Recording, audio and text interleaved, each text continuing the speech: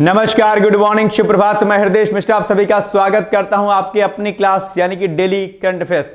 कैसे हैं आप सभी लोग? आई होप आप सभी लोग अच्छे होंगे और अपनी पढ़ाई को बहुत ही बेहतर ढंग से कर रहे होंगे। देखिए आज ये हम लोग अब इस नवंबर महीने के अंतिम दौर में चल रहे हैं। चीजों को बहुत बेहतर ढंग से करने का प्रयास किया करिए, क्योंकि टाइम आपके पास ज्यादा रहता नहीं किसी एग्जाम के लिए, और अपने शिद्दत के साथ तैयारी करिए। खासकर और जो मेंस वाले अभ्यर्थी हैं वो बहुत अच्छी तरीके से करिए, और बाकी जो अन्य अभ्यर्थी वो भी अच्छे से करिए। ठीक है, तो आइए आगे बढ़ते हैं और देखते हैं कि आज का पहला क्वेश्चन क्या है। लेकिन उसके पहले लास्ट डे हमने आपसे कुछ पूछा था। क्या पूछा था कि बताइए विश्व पर्यावरण दिवस हर वर्ष किस तारीख को मनाया जाता है? सभी लोगों ने इसका सही उत्तर दिया था। सभी लोगों को इसके लिए धन्यवाद आपका। आप लोग आंसर प्लीज क्या करिए, नहीं करते हैं आंसर, ये बहुत गलती है आपकी, है ना। खैर आइए आज आते हैं हम लोग पहले टॉपिक पर। पहला टॉपिक हमारा क्या है?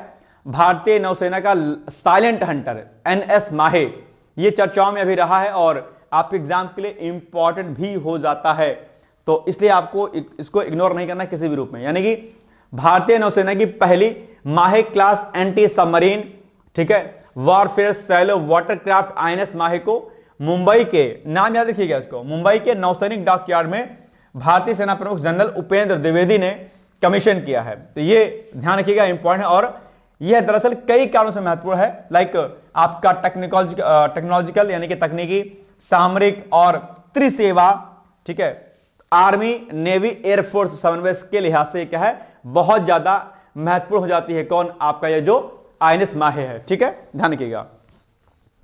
INS माहे बेसिकली अगर आप देखेंगे तो स्वदेशी तकनीक से बनाया गया है। अपने आप में सी सिक्योरिटी के लिए, समुद्री सुरक्षा के लिए बड़ा व्यापक कदम के रूप में हम इसको देख सकते हैं। INS माहे में खास बात यह कि 80% से अधिक जो है क्या है, स्वदेशी उपकरण लगाए गए हैं, इसलिए आपके लिए बड़ा महत्वपूर्ण हो जाता है। ठीक है, कोचीन शिपयार्ड लिमिटेड द्वारा इसका निर्माण किया गया है। तो ये आपके एग्जाम में पूछ सकता है कि किसके द्वारा निर्माण किया गया, तो आप कहेंगे कोचीन शिपयार्ड लिमिटेड के द्वारा इसका निर्माण किया गया है। और इसका निर्माण करना यह दर्शाता है कि दरअसल भारत जटिल सैन्य प्लेटफॉर्मों के डिजाइन, निर्माण और संचालन में तेजी से क्या हो रहा है, आत्मनिर्भर हो रहा है।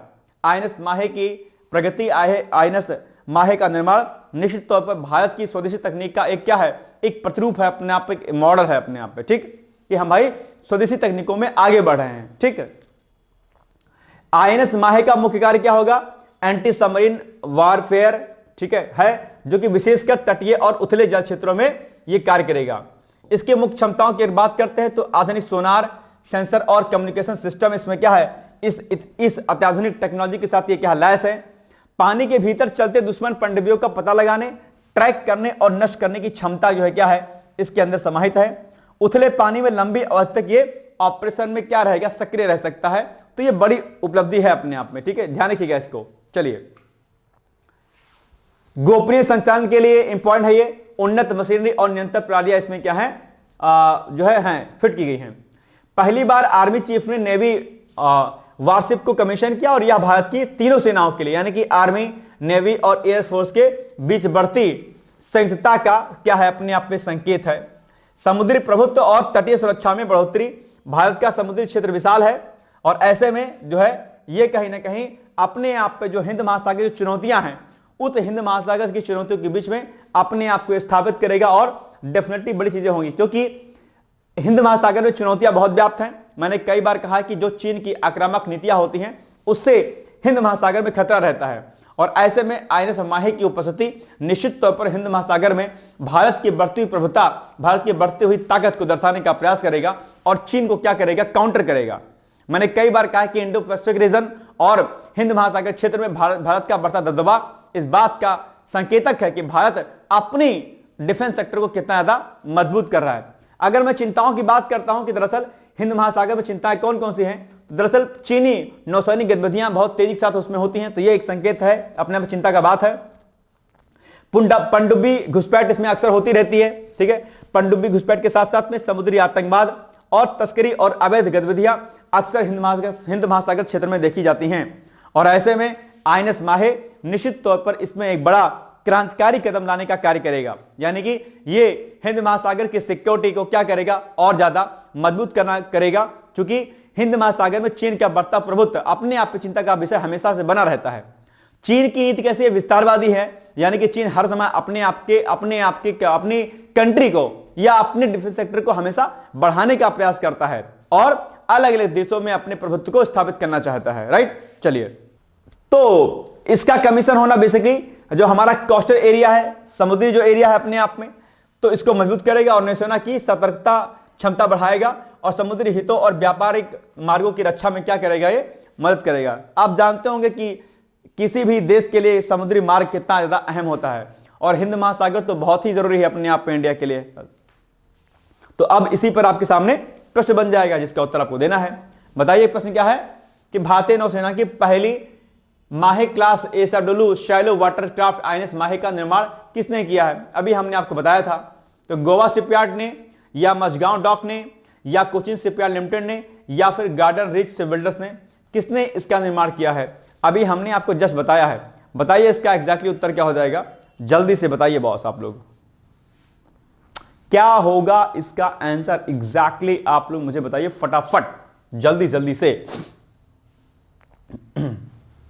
C is the right answer है ना, कोचिन शिपयार्ड लिमिटेड के द्वारा इसको बनाया गया है। यही बताया था मैंने, कुछ और बताया था, देखते हैं जरा। बिल्कुल सही बात है, C is the right answer. Now next, राजनीतिक दलों को नगद चंदा रोकने की मांग पर सुप्रीम कोर्ट में सुनवाई अभी हुई हाल ही में। आप जानते होंगे कि राजनीतिक दलों को दरअसल 2000 तक नगद चंदा बंद करने की याचिका पर सुप्रीम कोर्ट विचार करेगा।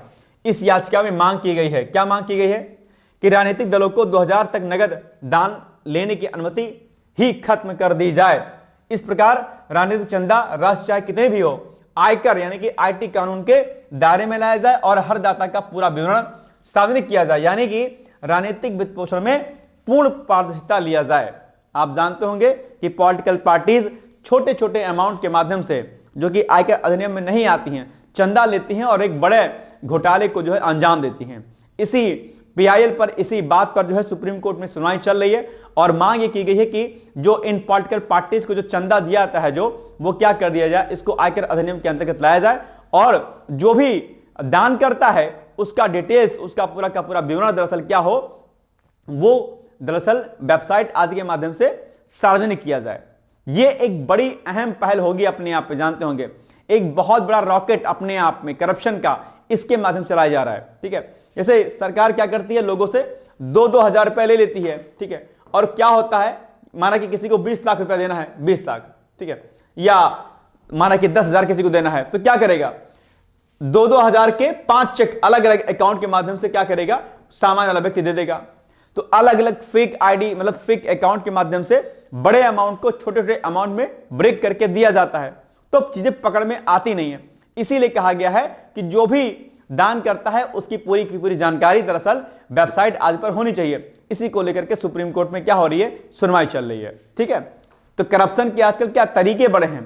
पॉलिटिकल पार्टी जिसके ऊपर देश को चलाने का काम होता है, लोकतंत्र की मजबूती का काम होता है, वही पॉलिटिकल पार्टीज क्या करती हैं, चंदा लेकर के इस बड़े गोरख धंधे को अंजाम देती हैं। और टिकट मिलना पॉलिटिकल पार्टीज में कितनी बड़ी बात, आप यह भी जानते होंगे। ठीक है, 2, 4, 6, 10 करोड़ से नीचे तो बात ही नहीं होती है भैया। इतना पैसा दीजिएगा तब जाके आपको नॉर्मल जो है टिकट मिलेगा। और जिला पंचायत अध्यक्ष के लिए भी खूब पैसा देना पड़ता है। बताइए बॉस क्या कीजिएगा, है ना, एक आम नागरिक कैसे इलेक्शन लड़ेगा।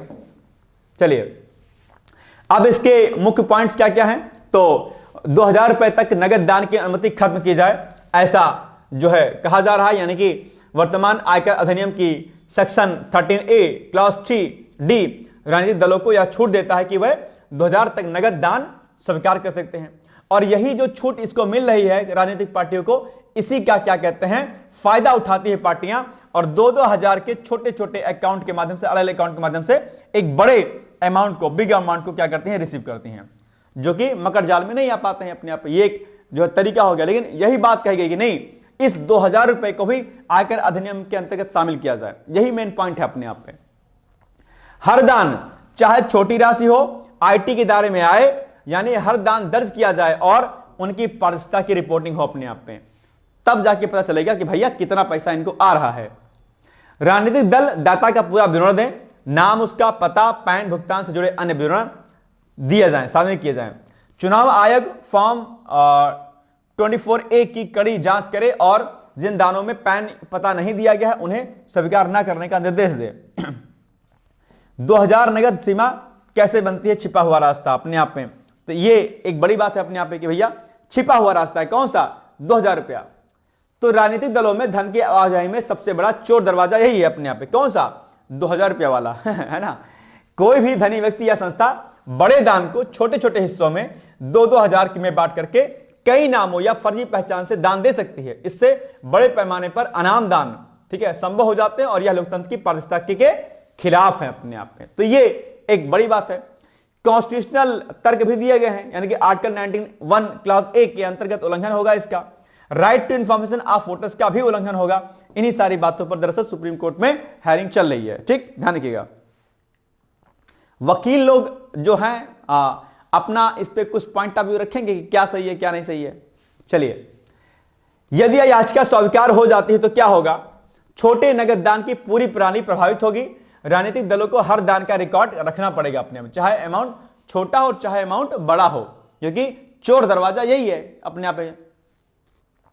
भ्रष्टाचार और काले धन पर रोक लग सकती है। अघोषित चंदा खत्म हो जाएगा अपने आप पे। ठीक है, बड़े दाताओं की पहचान उजागर होगी। कारपोरेट और उद्योगपति के दान सार्वजनिक हो जाएंगे। राजनीतिक दलों की फंडिंग पारदर्शी बनेगी और चुनावी सुधार का बड़ा कदम हो सकता है। तो अगर ये हेयरिंग होती है प्रॉपर और इस पे अगर पॉजिटिव अगर रिस्पांस आता है सुप्रीम कोर्ट का, तो निश्चित तौर पर एक लेवल की ट्रांसपेरेंसी तो बनेगी। लेकिन दिक्कत वही है ना कि भारत में कुछ भी आप कर लीजिएगा, कुछ संभव हो नहीं पाता है। लोकपाल चिल्लाया जा रहा था, देख लीजिए क्या हाल है कि लोकपाल से कितना भ्रष्टाचार रुक गया। आरटीआई, राइट टू इंफॉर्मेशन, अपने आप में बहुत बड़ी अपने आप में वेपन है अपने आप में, लेकिन आरटीआई से कितना करप्शन रुका आप देख लीजिए। करप्शन रुकेगा दरअसल हमारी अपनी नैतिकताओं से। कहते हैं ना कि हम सुधरेंगे युग सुधरेगा, हम बदलेंगे युग बदलेगा। अगर हम अपने स्वयं में सुधार नहीं करेंगे तो दुनिया बदल नहीं सकती बॉस, चाहे इतना रूल रेगुलेशन लेके आइए। और खासकर भारत से देश में जहां पर इतनी बड़ी पॉपुलेशन है, उसको कंट्रोल कर पाना अपने आप पे बड़ी बात होगी, है ना। इसके लिए इसीलिए मैं कहता हूं बार बार कि इंसान के अंदर नैतिकता आनी चाहिए, मोरालिटी आनी चाहिए, है ना। एथिकल वैल्यूज अगर आपके भीतर नहीं रहेंगे तो आप लगातार ऐसे करप्शन में करते रहेंगे। ठीक है, इसीलिए हमारे एजुकेशन सिस्टम में आमूलचूल परिवर्तन करने की वकालत करनी चाहिए, है ना। नैतिकताओं का समावेशन करना चाहिए, लेकिन दिक्कत वही है कि ऐसा कोई करता नहीं है। चलिए अब बताइए, इसी पर प्रश्न आपके सामने आ गया है। राजनीतिक दलों को 2000 तक नगद दान स्वीकार करने की अनुमति किस प्रावधान के तहत दी गई है कि भैया आप दान जो है ले सकते हैं? आरपी एक्ट 1951 की धारा 29 थी, या आयकर अधिनियम की सेक्शन 13AD, या ये आपका जो सी वाला ऑप्शन है वो, या फिर आपका जो है रिप्रेजेंटेशन ऑफ पीपल रूल 89, किसके अंतर्गत जो है मान्यता दी गई है? ये देखो, ठीक है, 13AD लिखा हुआ है ना। बस अब ये ऑप्शन सी में होगा, बी में होगा आई थिंक। हाँ ठीक है, बी, यानी कि B is the right answer. ठीक है ना, इसको लगा लीजिएगा, ये इंपॉर्टेंट है इसको, है ना। आज कुछ लोग नींद में हैं, ऐसा कर रहे हैं। भाई उठ जाओ, 8 बज गई हैं, और कहते हैं ना कि उठ जाग मुसाफिर भोर भई अब रैन कहां जो सोवत है। उठ जाग मुसाफिर भोर भई अब रैन कहां जो सोवत है। जो सोवत है वो खोवत है, जो जागत है सो पावत है। यानी प्राप्त करना है अगर आपको, कुछ चाहिए अगर आपको, उसके लिए जागना पड़ेगा। नींद पर क्या करना पड़ेगा? कंट्रोल करना पड़ेगा आपको, है ना। और अगर नींद पर, आलस्य पर अगर आपने कंट्रोल नहीं किया तो जीवन कैसा हो जाएगा? शून्य हो जाएगा। ना आपके आगे पीछे रहेगा, ना कोई आए दाएं बाएं रहेगा आपके। ठीक है, आप अकेला चलेंगे जीवन में। इसलिए जीवन में अगर सफलता चाहते हो, एक बेहतर लाइफ चाहते हो, तो उसके लिए नींद को और अपने आलस को त्याग करना पड़ेगा। ये इसको नोट कर लीजिए अपनी डायरी में कहीं, ठीक है ना। नहीं तो ऐसे नींद में रहेंगे और फिर दिमाग खो जाएगा। अच्छा, बतियाते होंगे तब तो नींद नहीं आती होगी? नहीं आती है, नहीं आती है, तब तो कहते होगे नहीं नहीं थोड़ा और 5 मिनट, थोड़ा और 10 मिनट, तो बस क्या कीजिएगा। चलिए, अच्छे कामों में हमेशा बोरियत आती है ना, खासकर पढ़ाई में। पढ़ाई एक ऐसी चीज है बॉस ना कि इससे आप कुछ भी बन सकते हो, डिपेंड आपके ऊपर करेगा क्या कीजिएगा। आपके हाथ में है कि अभी 1-2 साल मेहनत करके आने वाले लाइफ को आप बेहतर बना देंगे, या अभी या अपना 2-4 घंटे टाइम पास करके निकाल करके आने वाले जीवन में आप कई साल अपने जो है मेहनत में लगा देंगे। डिपेंड आपके ऊपर करेगा। ठीक है, तो तय कर लीजिए क्या करना है। चलिए, GAVI यानी कि गावी और यूनिसेफ ने सस्ती मलेरिया वैक्सीन उपलब्ध कराने के लिए एक ऐतिहासिक समझौता किया है। ठीक है, तो ये एक बड़ी बात है अपने आप पे। ये एक इंटरनेशनल ऑर्गेनाइजेशन है अपने आप पे, है ना। इसके बारे में पढ़ेंगे हम लोग। क्या इसके इंपॉर्टेंट की पॉइंट्स हैं, आइए देखते हैं इसको। इसका मुख्य उद्देश्य यह है कि गावी द वैक्सीन अलायंस क्या है, एक ये अंतरराष्ट्रीय संगठन है जिसकी स्थापना 2000 में विश्व के सबसे गरीब देशों में रहने वाले बच्चों के लिए नए और कम उपयोग किए जाने वाले टीकों तक पहुंच में सुधार लाने के लिए की गई थी। किसका निर्माण, इसका निर्माण, ठीक है। तो ये इसके और यूनिसेफ के ने एक नया समझौता किया है जिसका लक्ष्य है, क्या लक्ष्य है, आइए देखते हैं इसका लक्ष्य क्या है। इसका लक्ष्य है R21 यानी कि R21 matrix M malaria vaccine को, ये एक मलेरिया वैक्सीन है, इसको अधिक सुलभ, सस्ती और व्यापक रूप से उपलब्ध कराना, और इस कदम से लाखों बच्चों को मलेरिया से जो है क्या होगा, सुरक्षा मिलेगी। मलेरिया के बारे में मुझे नहीं लगता कि मुझे कुछ भी बताने की आपको आवश्यकता है। आप 7th 8th class 6th class से ही मलेरिया के बारे में सुनते आए होंगे। मलेरिया कैसे फैलता है, इस रोग के क्या सिम्टम्स होते हैं, इलाज कैसे किया सकता है, आदि आदि जो है पॉइंट्स आप जानते होंगे। तो मैं मलेरिया के बारे में नहीं जानता हूं। अगर कोई नहीं जानता हो तो तुरंत ChatGPT करिए और फट से पढ़ लीजिए कि किसके कारण होता है, किस मच्छर के काटने से होता है, क्या होता है। समझौते के प्रमुख लाभ क्या होंगे, लागत में बड़ी बचत होगी, यानी कि यह डील जिसे यूनिसेफ द्वारा संचालित किया गया है अगले 5 वर्षों में $90 मिलियन, ठीक है, लगभग 750 करोड़ रुपए की बचत कराएगी। बचाई गई राशि क्या होगा, 3 करोड़ अतिरिक्त वैक्सीन डोज उपलब्ध होंगी। इससे लगभग 70 लाख अतिरिक्त बच्चों को पूरी तरीके से टीकाकरण किया जा सकेगा। तो ये यूनिसेफ की पहल है। अच्छा, यूनिसेफ के बारे में आप लोग जानते कि नहीं जानते भाई साहब, बताइए। यूनिसेफ भी आपके एग्जाम के लिए क्या बहुत इंपॉर्टेंट है। तो यूनिसेफ और WHO, ठीक है, इनके बारे में डिटेल्स में पढ़ लीजिएगा आप लोग। ओके, चलिए। वैक्सीन की कीमत में बड़ी कमी हो जाएगी, यानी कि नई कीमत 2.899 प्रति डोज, मतलब जो है क्या कहते हैं डॉलर, लगभग ₹250 पहले की तुलना में काफी कम। यह नई कीमत लगभग 1 वर्ष में लागू हो जाएगी, ठीक है। और इस बचत और कम कीमत का श्रेय जाता है किसको, ये जो आपका International Finance Facility for Immunisation को, ठीक है। यह एक अभिनव वित्तीय तंत्र है जो अग्रिम भुगतान की सुविधा देता है, जिससे वैक्सीन उत्पादकों को स्थिर फंड मिलता है। तो ये आप ध्यान रखिएगा कि कमी का फायदा क्या होगा वैक्सीन कीमत में। और ये जो आपकी संस्था है इसकी क्या क्या भूमिका है, तो ये जो है, ये संस्था जो है इंटरनेशनल, ये एक निम्न काम करता है। क्या क्या काम करता है, वैक्सीन की फाइनेंसिंग करता है, खरीद आदि पर काम करता है, लॉजिस्टिक्स पर ध्यान देता है, देशों के लिए वैक्सीन को नियमित टीकाकरण कार्यक्रम में शामिल करवाता है, और अब तक 40 मिलियन से अधिक डोज वितरित हो चुकी हैं। 24 अफ्रीकी देशों में मलेरिया वैक्सीनेशन रूटीन टीकाकरण का हिस्सा बन गया है। ये देश विश्व के 70% मलेरिया बोझ से क्या है, प्रभावित हैं। तो इन देशों में इनकी भूमिका बहुत रही है, मजबूत रही है, और इसने जो है अलग देशों में क्या किया है, मलेरिया के लिए टीका उपलब्ध करा दिया। तो ये एक बड़ी बात है आपके लिए, इसको समझ लीजिएगा अच्छी तरीके से। हो सकता है कभी इसके बारे में शॉर्ट नोट पूछ ले आपसे, या प्री में आपके फैक्चुअल डेटा इसके बारे में पूछ ले कि ये क्या है, इसका निर्माण आदि क्यों किया गया था, है ना। चलिए, यूनिसेफ की क्या भूमिका है, यूनिसेफ दुनिया का सबसे बड़ा टीका खरीदार है भाई साहब, ठीक है। हर साल लगभग 3 बिलियन टीके खरीदता और वितरित करता है अपने यहाँ पे, ठीक है। इस समझौते के जरिए यूनिसेफ बड़े पैमाने पर वैक्सीन की सप्लाई सुनिश्चित करेगा अलग अलग देशों में जहां पर मलेरिया के टीके लगवाने हैं, जहां पर मलेरिया का प्रकोप है, ठीक है। चलिए, अब बताइए प्रश्न आप लोग इस पर। यूनिसेफ और GAVI यानी कि गावी के हालिया समझौते का मुख्य उद्देश्य क्या है, तो टीबी वैक्सीन को सस्ता बनाना, या R21 matrix M malaria vaccine को सस्ती और व्यापक रूप से उपलब्ध कराना, या पोलियो उन्मूलन है, या कोविड वैक्सीन निर्यात है। अब बताइए आप लोग क्या इसका उद्देश्य, अभी हमने आपको जस्ट बताया है। बताओ भाई, बताओ क्या होगा इसका एग्जैक्टली आंसर, जल्दी से बताओ मुझे आप सभी लोग कि इसका उत्तर क्या हो जाएगा।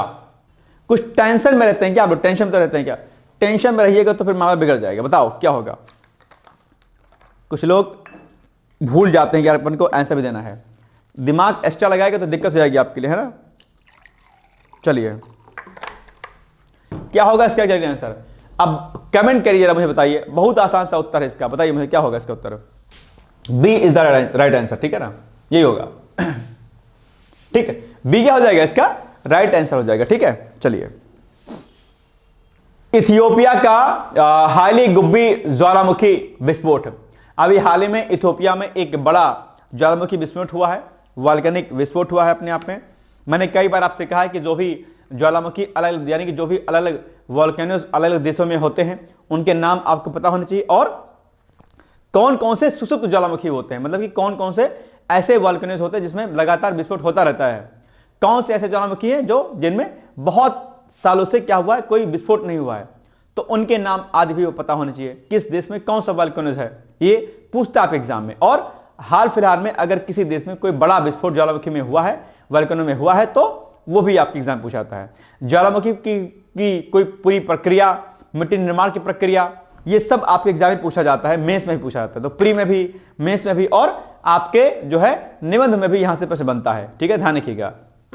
चलिए, इथोपिया के हाइली गुब्बी ज्वालामुखी में हुए विस्फोट से भारी मात्रा में ज्वालामुखी जो यानी कि जो वॉल्केनिक जो ऐश है वो एटमॉस्फेयर में फैल गई, और यह राख यानी कि जो ये ऐश है ये वायु प्रवाह के साथ में यात्रा करते हुए यमन, ओमान, राजस्थान, दिल्ली, उत्तर प्रदेश, बिहार, सिक्किम व आंध्र प्रदेश की ओर बढ़ रही है अपने आप पे। यानी कि इथोपिया में हुआ ज्वालामुखी देखिए कितना बड़ा इंपैक्ट डाल रहा है अलग देशों में हवाओं के माध्यम से।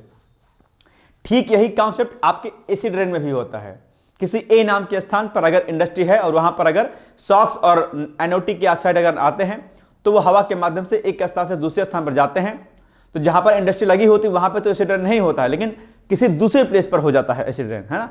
ठीक उसी प्रकार से ये है अपने आप में इथोपिया में हुआ ज्वालामुखी, लेकिन इसके राख जो है वो हवा के माध्यम से अलग अलग देशों में और इंडिया के कई सारे स्टेट में इसका प्रभाव दिखाई दे रहा है अपने आप पे, है ना। चलिए, भारत में यह राख यानी कि यह जो ऐश है, ठीक है, पश्चिमी राजस्थान से प्रवेश कर चुकी है और उत्तर पूर्वी दिशा में आगे बढ़ रही है हवाओं के माध्यम से, है ना। हाइली गुब्बी ज्वालामुखी क्या है, आइए इसके बारे में देख लेते हैं। हाइली गुब्बी इथोपिया का एक सील्ड वॉल्केनो है जो एटा एली ज्वालामुखी श्रृंखला का एक हिस्सा है, और यह पूर्वी अफ्रीकी रिफ्ट के किनारे मौजूद है, जहां अफ्रीकी और अरबियन टेक्टोनिक प्लेटें धीरे धीरे एक दूसरे से अलग हो रही हैं। क्या होता है टेक्टोनिक प्लेट्स, बताइए मुझे। ठीक है, दो चीज मुझे बताइए क्या होता है। मैंने कई बार टास्क भी दिया इसके बारे में। नंबर 1,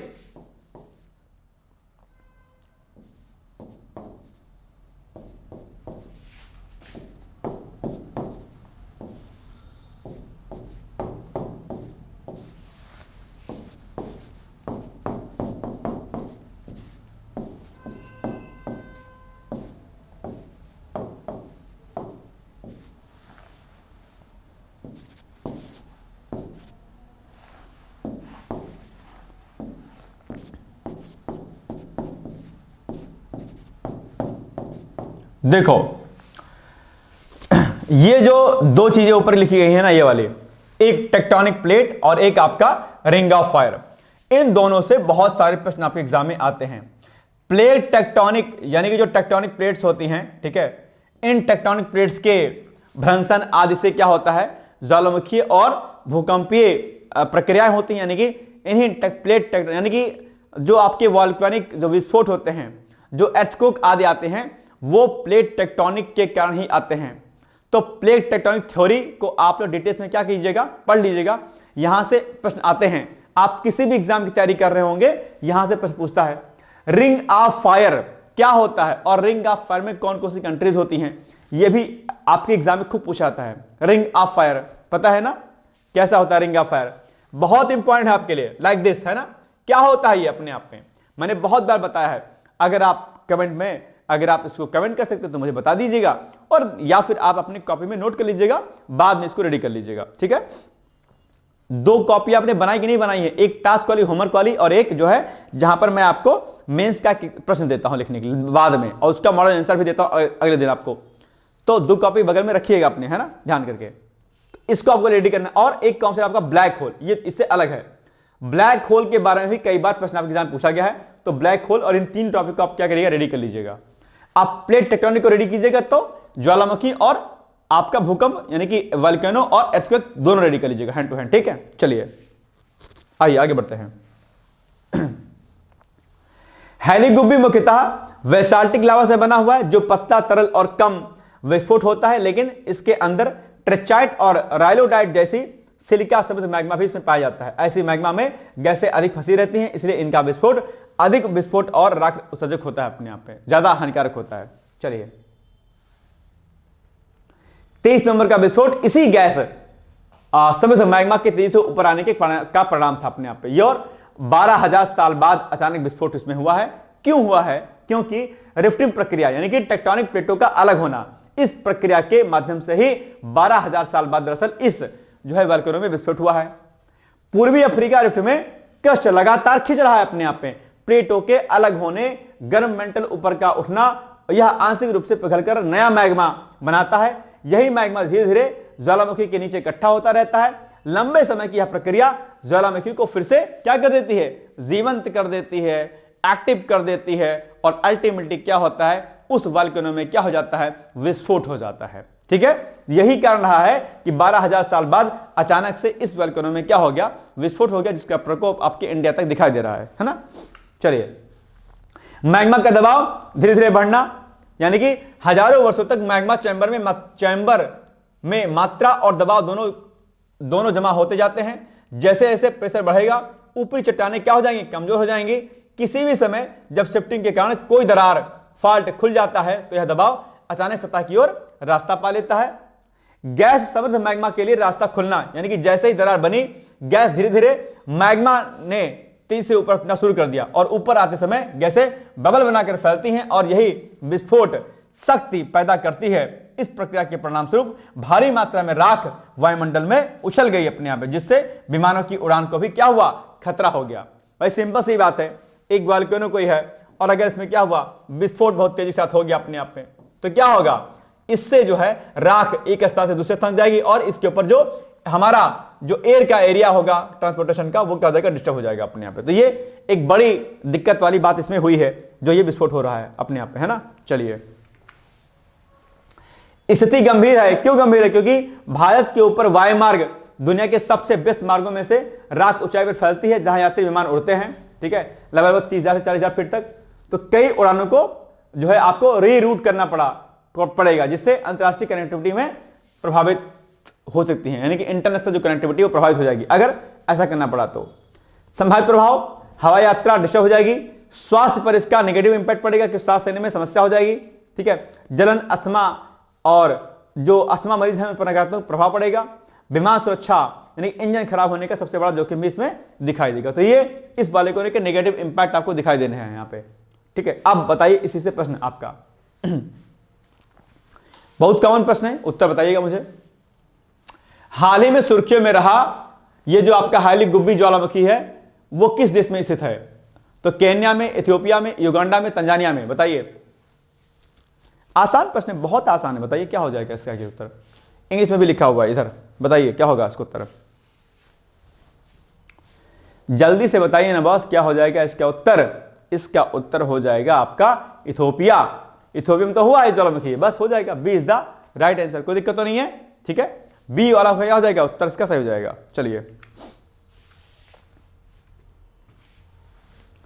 अमेरिकी सऊदी गठबंधन का नया युग। आप जानते होंगे कि अमेरिका और सऊदी अरब में एक लंबा इतिहास रहा है व्यापार आदि का। हालांकि विगत कुछ वर्षों में सऊदी अरब और पाकिस्तान जो है अमेरिका में तनातनी खींची, लेकिन फिर भी ठीक चला है मामला। और चिंताएं भारत के लिए भी कई सारी हैं अपने आप में इस बात को लेकर के। हम तेल आज भी खरीदते हैं सऊदी अरब से, लेकिन उधर रूस के साथ में इन देशों का कुछ जो है मामला बिगड़ रहा है अपने आप पे, तो भी दिक्कत है अपने आप में। लेकिन इनके संबंधों पर प्रश्न आप एग्जाम पूछ सकता है कि भारत और सऊदी अरब के बढ़ते संबंधों पर भारत पर क्या असर पड़ेगा, और क्या क्या चीजें इसमें नुकसान और फायदे वाली हो सकती हैं। इन सभी बिंदुओं पर हम एक एक करके अभी चर्चा आपसे करने वाले हैं। ठीक है, नंबर 1, अमेरिका और सऊदी अरब के संबंध 80 साल के पुराने हैं, और आज भी यह दुनिया का सबसे अस्थायी लेन देन आधारित जो है गठबंधन माना जाता है। 1945 में ऑयल फॉर सिक्योरिटी समझौते से शुरू हुआ यह रिश्ता अब 21वीं सदी की नई प्राथमिकताओं एआई, रक्षा, न्यूक्लियर सहयोग, निवेश की ओर बढ़ रहा है। डोनाल्ड ट्रंप और सऊदी क्राउन प्रिंस मोहम्मद बिन सलमान की करीबी ने इसे और भी गतिशील बना दिया अपने आप पे, है ना। चलिए, ऐतिहासिक तनाव के बिंदु का देखेंगे तो 1973 का तेल प्रतिबंध है, यानी कि सऊदी ने अमेरिका सहित पश्चिमी देशों पर तेल निर्यात रोक दिया था। 1980s की अगर बात करते हैं तो 1980s में चीन से मिसाइल खरीद, यानी कि अमेरिका चौंका इससे अपने आप में। और यमन युद्ध की अगर बात करें तो अमेरिका हथियार सप्लाई रोक दी गई थी। यानी कि अगर आप देखेंगे अपने आप में तो कई सारे वाद विवाद के मध्य में ये जो संबंध थे वो फ्लक्चुएट करते रहे अपने आप में, है ना। जमाल खशोगी की हत्या वाला मामला भी था इसमें। सऊदी का चीन और रूस की ओर झुकाव 2022 में जो है आप देखेंगे तो ये एक झुकाव जो है अपने आप में सऊदी और अमेरिका के संबंधों पर दरार लेके आया था, लेकिन बावजूद इसके डोनाल्ड ट्रंप के सत्ता में आने के बाद इन चीजों में सुधार हुआ है। बावजूद इसके तनातनी है कहीं ना कहीं अपने आप में। नाटो की प्राथमिकताओं का डाउन होना अपने आप में और सऊदी अरब और पाकिस्तान में एक संबंध का मजबूत होना, ये अपने आप में भारत के लिए भी चिंताजनक बात है अपने आप में। तो इस पर पॉइंट आपके सामने है। ताजा बाधाओं के अंतर्गत गाजा में इजराइल समर्थित अमेरिकी नीति, इससे दिक्कत हो रही है। सऊदी की इजराइल को मान्यता देने की अन्यथा जब तक कि फिलिस्तीनी राज्य का मार्ग न साफ हो जाए। ट्रंप 2.0 में संबंधों की नई दिशा हो रही है, यानी कि 25 में ट्रंप के दूसरे कार्यकाल की शुरुआत के बाद अमेरिका सऊदी अरब रिश्तों में बड़ी तेजी आई हुई है, लेकिन अभी भी क्या तनातनी बनी हुई है। अब इसमें मुख्य उपलब्धियां हुई हैं अगर देखेंगे तो अमेरिका के साथ में इसका समझौता देखिए व्यापारिक अपने आप पे, यह भी बड़ी बात है अपने आप में, ठीक है। निवेश किया गया है बहुत बड़े लेवल का, सऊदी की अमेरिका में निवेश की प्रतिज्ञा है अपने आप पे बड़े लेवल का, ठीक है। तो ये कई सारी चीजें इस पे हुई हैं, लेकिन फिर भी दिक्कतें हैं अपने आप पे। चलिए वास्तविकता और संदेह की अगर बात करें तो हालांकि ट्रंप और एमबीएस की दोस्ती मजबूत है अपने आप में, लेकिन विशेषज्ञ कुछ बिंदुओं पर संदेह व्यक्त कर रहे हैं कि भैया ट्रंप बाबू बढ़ा जाकर बोलते हैं, दिक्कत है। सऊदी की आर्थिक अनुशासन नीति अपने आप में चिंताजनक बात है। तेल ईरान इजराइल पर दोनों देशों के मूलभूत अंतर में दिखाई देगा। तो कई सारे मुद्दों पर आप देखेंगे तो चीजें बिगड़ भी रही हैं, चीजें संभल भी रही हैं अपने आप में, है ना। भारत पर इंपैक्ट आप देखिए, बाकी छोड़ दीजिए आप।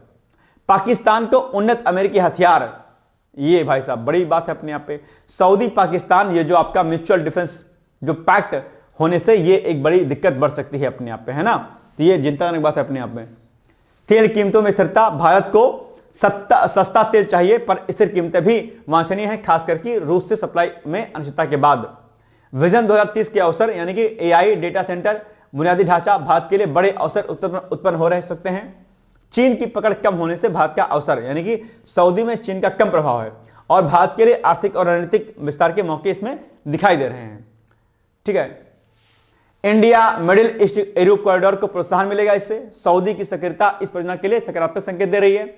अमेरिका की ट्रांजिशन फर्स्ट नीति यानी कि मानवाधिकार आदि मुद्दों की अनदेखी जो है भारत के लिए भी अमेरिका के साथ आर्थिक कूटनीति का आसान है अपने आप पे। तो ये कई सारे मुद्दे हैं इसमें, ठीक है, जिसके तहत भारत को फायदा और नुकसान हो सकता है, लेकिन फिर भी बात देखने वाली होगी कि अमेरिका सऊदी अरब का बढ़ता हुआ जो दोस्ती है किस प्रकार से भारत को इंपैक्ट करेगा, ठीक। चलिए, या ग्लोबल व्यापार आज को किस प्रकार से प्रभावित करेगा, चलिए बताइए आप लोग। अमेरिका सऊदी संबंधों की शुरुआत किस ऐतिहासिक समझौते से मानी जाती है? तो ये 4 समझौते दिए गए हैं, आपको बताना है कि कौन सा ऐसा समझौता था जिससे जो है ये बात मानी जाती है। ऑयल फॉर सिक्योरिटी पैक्ट होगा या कुछ और होगा, क्या होगा? आई थिंक बी वाला ही होना चाहिए मेरे अनुसार, है ना। देखते हैं, बिल्कुल B is the right answer. Now next 2025 का word of the year parasocial, ये क्या भाई साहब? तो पैरासोशल शब्द जो है 2025 का वर्ड ऑफ द ईयर इसलिए चुना गया है क्योंकि यह डिजिटल युग में नई तरह की सामाजिक संबंधों और व्यवहारों का प्रतीक बन चुका है। इसलिए भैया यह आपके एग्जाम में आ सकता है। यह शब्द मुख्य रूप से सोशल मीडिया, टीवी और सोशल नेटवर्किंग साइट्स पर बने सामूहिक या पराधीन अनुभव को दर्शाने के लिए प्रयोग होता है। इसमें दर्शकों का किसी भी फिल्म, टीवी शो या सेलिब्रिटी के साथ ऐसा संबंध महसूस होना है जैसे वो उनके व्यक्तिगत मित्र हों, लेकिन यह वास्तव में एक मादक, पारलौकिक और सतही संपर्क होता है अपने में, यानी कि एक तरीके से काल्पनिक होता है। तो ये शब्द चर्चाओं में रहा है, इसलिए इसको 2025 का वर्ड ऑफ द ईयर घोषित किया गया है कि यह शब्द इस बार का मुख्य विषय शब्द है। इस अवधारणा का मुख्य अर्थ क्या है कि डिजिटल दुनिया में नए सामाजिक व्यवहार और संज्ञानात्मक अनुभव जिसे मनोरंजन, सामाजिक संवाद या निस्वार्थताओं के रूप में देखा जा सकता है। इस शब्द का वैश्विक महत्व इस बात को दर्शाता है कि समाज तेजी से डिजिटल संचार और संबंधों की ओर क्या है, आगे बढ़ रहा है, ठीक है ना। चलिए, 2025 का word of the year parasocial क्यों चुना गया है और इसका मुख्य अर्थ क्या है, बताइए आप लोग। ए होगा, बी होगा, सी होगा या फिर डी होगा, बताइए, तुरंत बताइए इसका आंसर क्या हो जाएगा। आसान प्रश्न, कोई बहुत बड़ा प्रश्न नहीं है कि जो आप ना बता पाए, है ना, आसान है। बताइए क्या होगा, कोई दिक्कत है इसमें? आप मुझे बताइए क्या दिक्कत है। क्या हो जाएगा इसका उत्तर? बी वाला होगा, है ना, यही होगा ना, कुछ और होगा, बी वाला ही होगा। देखते हैं किसी होगा, कंफ्यूज आइएगा नहीं, सही बताइएगा क्या होगा, बी वाला ही होगा। चलिए, QS world university sustainability ranking 2026, हालांकि इसको मैंने पहले करा दिया था लेकिन फिर भी चर्चाओं में रहा है, तो इसके बाद दोबारा से आप एक बार देख लीजिए। क्यूएस वर्ल्ड, देखिए आप ध्यान रखिएगा कि जो अलग अलग जो यूनिवर्सिटी की जो रैंकिंग आती है उसमें भारत की कौन कौन सी यूनिवर्सिटियां शामिल हैं या टॉप पर कौन सी यूनिवर्सिटी है, ऐसा प्रश्न खूब पूछा जाता है आपसे, ठीक है, तो इसको ध्यान से रखिएगा आप लोग। QS world university sustainability ranking 2026 में भारत की 103 यूनिवर्सिटीज को जगह बनाई है इन्होंने, जो कुल प्रदर्शनी में चौथे स्थान पर है अपने आप, यानी कि QS world university sustainability ranking 2026 में इंडिया टॉप 4 में है अपने आप पे, ठीक है, जहां पर 103 यूनिवर्सिटियों, जहां पर भारत की 103 यूनिवर्सिटियों ने अपना जगह बनाई है अपने यहां पर, ठीक है। चलिए, इनमें 26 संस्थान इस बार पहली बार सूचीबद्ध हुए हैं, हालांकि भारत का कोई भी संस्थान शीर्ष 100 में जगह नहीं बना पाया है, लेकिन ठीक है, कोई बात नहीं। सबसे उच्च रैंकिंग भारतीय प्रौद्योगिकी संस्थान दिल्ली को है, जो 205वें स्थान पर है। इसके बाद आईआईटी बॉम्बे 235वां स्थान, आईआईटी खड़गपुर 236वां स्थान और दिल्ली विश्वविद्यालय 241वें स्थान पर आपको दिखाई दे रहा है, ठीक है। ध्यान रखिए आईआईटी दिल्ली और दिल्ली विश्वविद्यालय में कंफ्यूजन में नहीं रहिएगा। रैंकिंग के मानदंडों में पर्यावरणीय प्रभाव, सामाजिक प्रभाव और प्रशासनिक स्तर शामिल है। इस रैंकिंग में वैश्विक स्तर पर स्वीडन की लुंड विश्वविद्यालय शीर्ष पर है अपने आप पे, तो ये टॉप पर है। इसका नाम आपको क्या करना है, याद रख लेना है, ठीक है। चलिए, भारत की यह स्थिति सस्टेनेबिलिटी पर बढ़ती हुई जागरूकता और प्रयासों को दर्शाती है, हालांकि गुणवत्ता सुधार की आवश्यकता इसमें क्या है, बनी हुई है, ठीक। चलिए, अब आप बताइए इसका उत्तर क्या हो जाएगा exactly. QS world university sustainability ranking 2026 में भारत की स्थिति क्या है और शीर्ष भारतीय संस्थान कौन कौन से हैं, अब बताइए क्या हो जाएगा। ए, बी, सी या डी में से क्या होगा, पढ़ के बताइए मुझे इसका उत्तर। आपके पास टाइम है ना, ध्यान से पढ़िए, ऐसे प्रश्न जो है ध्यान से पढ़ने होते तभी इसका उत्तर आप निकाल पाएंगे। बताइए क्या होगा इसका उत्तर, बोलिए भाई साहब क्या होगा उत्तर इसका। इसका उत्तर हो जाएगा ऑप्शन नंबर क्या, सी, है ना, सी इज द राइट आंसर मेरे अकॉर्डिंग। आपके अकॉर्डिंग कुछ और लगता है तो बताइए मुझे। सी है, ठीक है। अब आपके सामने प्रश्न आ गया आज का, प्रधानमंत्री जनधन योजना की शुरुआत किस वर्ष की गई थी। बहुत आसान सा प्रश्न है, प्रधानमंत्री जनधन योजना से क्या कुछ लाभ होता है, इस पर मुख्य परीक्षा का प्रश्न भी बनता है। आप इसका पहले मुझे उत्तर दीजिए कि इसका राइट आंसर क्या हो जाएगा। चलिए, ये इसका आंसर आपको कमेंट में जाकर करना है ना, ये आज का प्रैक्टिस प्रश्न है जो कि आपके लिए जरूरी है। मैं बार बार कहता हूं कि आप लोग उत्तर जरूर दिया करिए, क्योंकि हो सकता है कि यही प्रश्न आप एग्जाम में आ जाए और नहीं सर्च किए रहेंगे, नहीं पता रहेगा तो गलती करके चले जाएंगे। इसलिए मैं आपसे अपेक्षा करता हूं कि प्लीज आप लोग आंसर दीजिएगा, प्लीज दीजिए आंसर।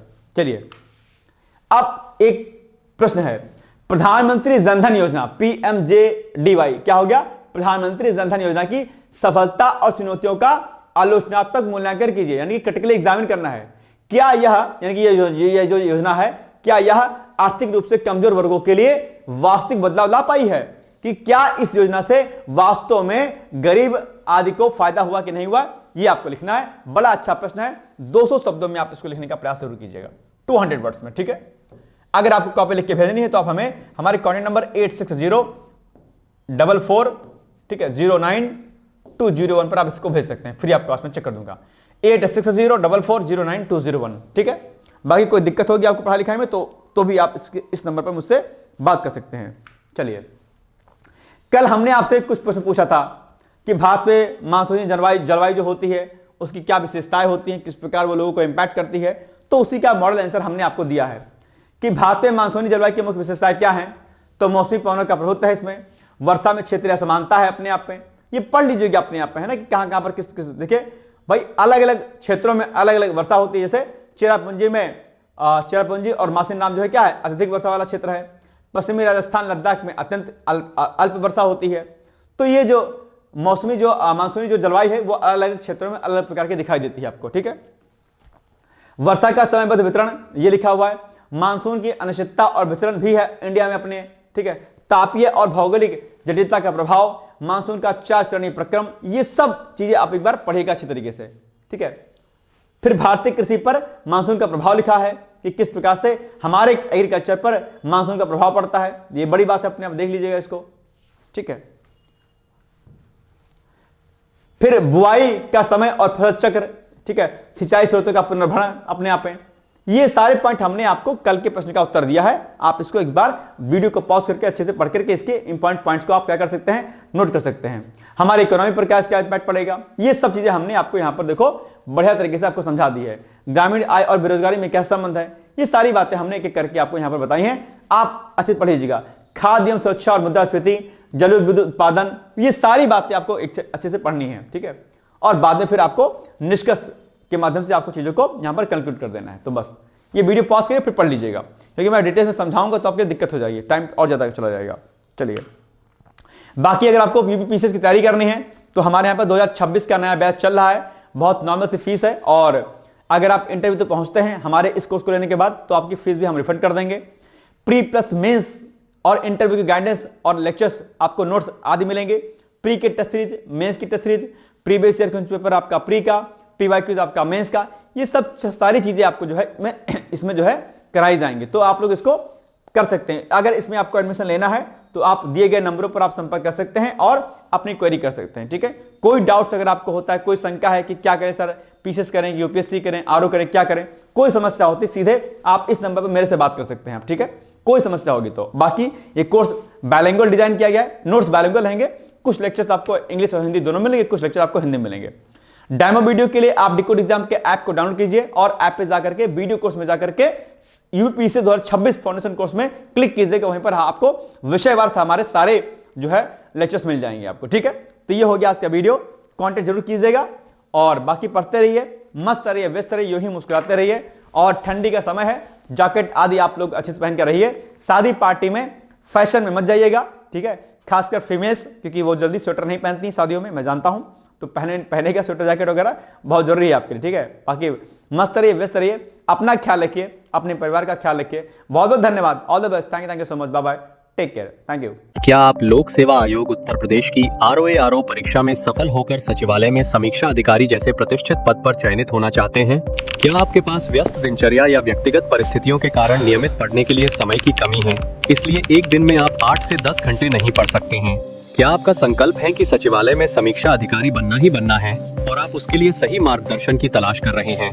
यदि आपके इन तीनों प्रश्नों के उत्तर हाँ हैं, तो आपकी खोज अब समाप्त होती है और आपके सपने को साकार करने के लिए आगामी समीक्षा अधिकारी परीक्षा की सुव्यवस्थित तैयारी हेतु डिकोड एग्जाम लाया है अभ्युदय बैच। अभ्युदय बैच में आपको आगामी आरओ परीक्षा के प्रारंभिक और मुख्य परीक्षा के पूरे पाठ्यक्रम को अभी से एक साथ बहुत ही बेसिक लेवल से video lecture, PDF notes, test series और उत्तर लेखन कार्यक्रम के माध्यम से पूरे विस्तार से पूर्ण कराया जाएगा। हमारे अभ्युदय बैच की सबसे बड़ी विशेषता है कि इसमें साप्ताहिक टारगेट्स के अनुसार कम से कम 5 घंटे भी पढ़कर कोई अभ्यर्थी पूरा पाठ्यक्रम अच्छे से तैयार करके परीक्षा में सफलता अर्जित कर सकता है। अभ्युदय बैच में अनुभवी और समर्पित शिक्षकों द्वारा आधारभूत मानक पुस्तकों एवं स्रोतों पर आधारित पाठ्य सामग्री उपलब्ध कराई जा रही है, जिससे पाठ्यक्रम को सभी आयामों से कवर किया जा सके। इस बैच में पाठ्यक्रम को इस विस्तार से पढ़ाया जा रहा है कि इसमें प्रवेश लेकर आप न केवल आरओ परीक्षा बल्कि अन्य कई समकक्ष परीक्षाओं को भी एक साथ ही टारगेट कर सकते हैं। यानी इस परीक्षा के पाठ्यक्रम में सम्मिलित सामान्य अध्ययन, सामान्य ज्ञान, सामान्य हिंदी व्याकरण, रीजनिंग, मैथ, हिंदी आलेखन, निबंध आदि के विस्तृत अध्ययन से आप पूर्ण आत्मविश्वास से किसी भी परीक्षा में सफलता प्राप्त कर सकते हैं। उत्तर प्रदेश की पीसीएस प्रारंभिक परीक्षा में भी इस बैच को पढ़कर सफलता प्राप्त की जा सकती है। इस बैच में निर्धारित लक्ष्य के अनुसार एक सप्ताह में मात्र 18 से 20 वीडियो लेक्चर देखने होते हैं, जो आप प्रतिदिन 4 से 5 घंटे का समय निकालकर आसानी से पढ़कर तैयार कर सकते हैं। ये बैच ऑनलाइन जरूर है, परंतु इस बैच में छात्रों और शिक्षकों के बीच सीधे संवाद के लिए प्रक्रिया निर्धारित है, जिससे अभ्यर्थी अपनी शंकाओं का व्यक्तिगत समाधान प्राप्त कर सकते हैं। आपके संकल्प को सिद्धि तक पहुंचाना ही अभ्युदय बैच की आधारभूत संकल्पना है। हमारा ये आत्मविश्वास संस्थान के 5 वर्षों की कठिन साधना की परिणति है। डिकोड एग्जाम संस्थान अपने 5 वर्षों के सफर में आरओ परीक्षा में 45 से अधिक चयन सुनिश्चित करवाकर एक विश्वसनीय संस्थान के रूप में विख्यात है। इसलिए बिना किसी संशय के पूर्ण विश्वास के साथ आप भी हमसे जुड़कर अपनी सफलता का नया अध्याय लिख सकते हैं। इस बैच से जुड़ने के लिए हमारे संस्थान के नंबर 8604409201 अथवा 9506742546 पर व्हाट्सएप या कॉल करके बैच की पूरी जानकारी प्राप्त की जा सकती है। अभी 500 शुरुआती छात्रों को विशेष छूट भी प्रदान की जा रही है, इसलिए इस अवसर का लाभ उठाने के लिए अतिशीघ्र प्रवेश लेकर अभ्युदय बैच से जुड़े। प्रवेश के लिए अभी संपर्क करें और शुल्क में छूट प्राप्त करें।